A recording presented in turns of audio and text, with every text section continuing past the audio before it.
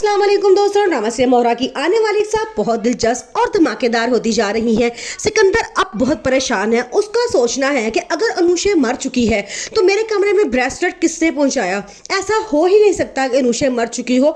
दाइम झूठ बोल रहा है। अब वो फैसला करता है कि उस इंसान तक पहुंचा जाए जो अनुषा के जरिए ये तमाम काम कर रहा है। वो कहता है कि सिर्फ मुझे एक दिन की मोहलत मिल जाए तो मैं उस इंसान के चेहरे से पर्दा हटा दूंगा जो ये सब कुछ कर रहा है। अलीज़ा सबके सामने कहती है कि सिकंदर के जुर्म में अरीशा बराबर की शामिल है, क्योंकि इसको सब कुछ पता था। ये उसको रोक सकती थी लेकिन इसने उसको नहीं रोका। वो कहती है कि तुम दोनों की गलती से हमारी निम्रा की जिंदगी बर्बाद हो चुकी है और दूसरा उस अनुषा की। सिकंदर कहता है कि और किसी को यकीन हो ना हो लेकिन तुम्हें उस लड़के की बातों पर बहुत यकीन है। तो आगे से साथ ही हमजा कहता है तो तुम बता दो सच क्या है। अब हमजा के पापा बहुत परेशान है। वो कहते हैं कि उस लड़की पे क्या गुजरी होगी जब इसने निकाह के बाद से तलाक दे दी और जब उसकी प्रेगनेंसी का सबको पता चला होगा तो वो लड़की तो शर्म से मर ही गई होगी। हालांकि उसका हलाल काम था लेकिन फिर भी वो अरमीन से कहते हैं कि तुमने बहुत गलत किया है, अपने बेटे सिकंदर को बिगाड़ दिया है और वो दूसरी लड़कियों की जिंदगी बर्बाद करने पे तुला हुआ है।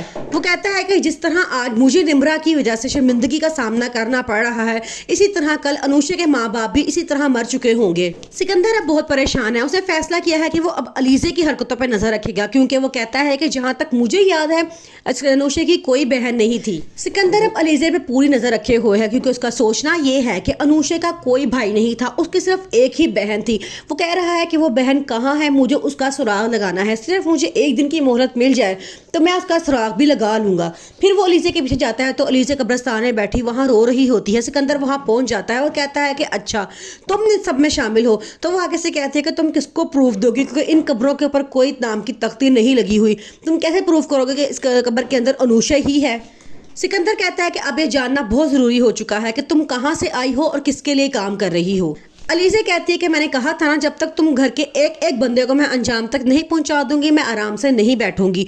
वो किसी अननोन नंबर पे कॉल करती है और कहती है कि अपना काम शुरू कर दो, क्योंकि अभी तक मेरा बदला पूरा नहीं हुआ है।